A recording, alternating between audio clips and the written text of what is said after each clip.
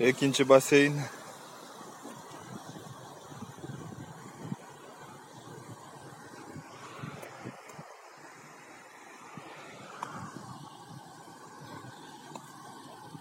Бул бөлгөнүбүз уже Кудай буйрса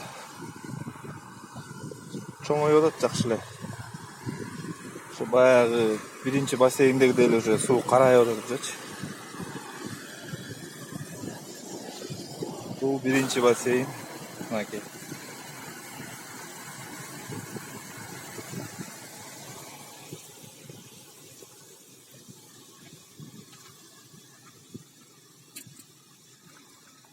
Кудай буйрса масса жакшы эле.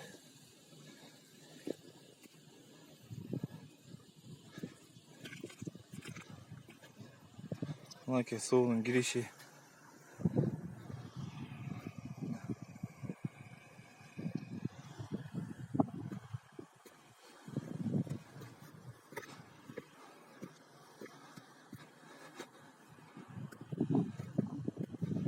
О жерди тазаладык.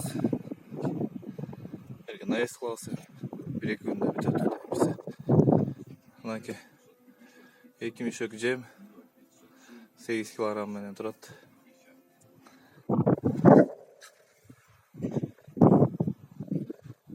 Шорик, пушистик, аяшатам. Биздин жылкылар будущий.